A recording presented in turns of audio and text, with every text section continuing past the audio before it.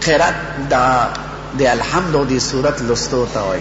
نو زمون مذهب کې دا ده چې امام قرات وای نو مقتدی دی چپ ولاړی. دا زمون د خپل پیغمبر وینا ده، من کان له اماما فقراءة الامام له قراءه. قراءت د قرآن شریف لستو ته وای، التحیات لستو ته نه وای، نه سبحان ربی الاعلی لستو ته وای، نه سبحان ربی العظیم، نه سمع الله، نه ربنا، نه الله اکبر. دا به هر سړی وای، خو صرف د قرآن شریف په باره کې دا راغلی دی، حضور پاک ویلی. دا زمونږ مذهب د نورو مذهبونو کې مختلفې مسلې، خو د خپل مذهب نه موزه بیا افراط تفریط به پیدا شي، امت کې انتشار بعضې خلک پیدا کړي. ټیک ته هغه مذهب د اختیار کې ټولو مسلو کې نو بس صحیح ده، خو زمونږ وطن کې مذهب حنفي په تواتر را رسېدلی دی، او دا د صحابه کرامو ډېرو مسلک هم دی، دا زمونږ د مذهب په شان. نو مذهب به نه پرېږدی ښه.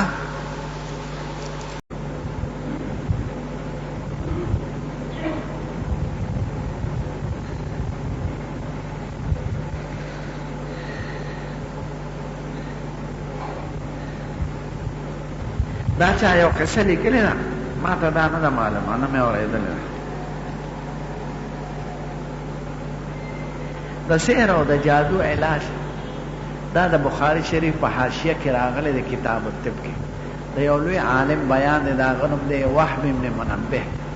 هغې کې دا لیکي که په چا سحر شوي یا پې چا بد تعویض کړي یا پې کوډي کړي، نو اووه د بیرو پاڼو باندې دی اووه ځله آیات کرسي چوف کړي او دا د پکاڼي معده کې او اوبو کې دی واچوي، په هغې دی ولمبي او یو څو ګوټه دی تموالي، دا سحر د جادو اثر به تې خدای لري. خو زه ورسره اکثر الحمد وایم او دا چارقل هم ورسره او درود شریف.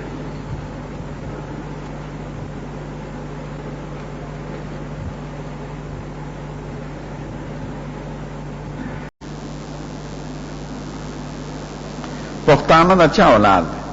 دا د ابراهیم علیه السلام 3 بیبیانې تیرې شوي دي. یوې نوم دی هاجره، د هغې نه اسماعیل علیه السلام پیدا شوی دی او هغه د عربو نیکه دی. د بلې بیبي نوم دی ساره، د هغې نه اسحاق علیه السلام پیدا شوی دی او بني اسرائیل یهود ټول د هغې اولاد دی. بلې بیبي نوم دی قنطوره، د هغې نه دمشق پیدا شوی دی، د زوی نوم او مدین د 2 زامنو د دې 3مې بیبي. پښتانه د مدین اولاد دی. نو پښتانه او عرب او یهود دا د نسب په اعتبار تربوران دي او په ابراهیم علیه السلام کې شریک دي.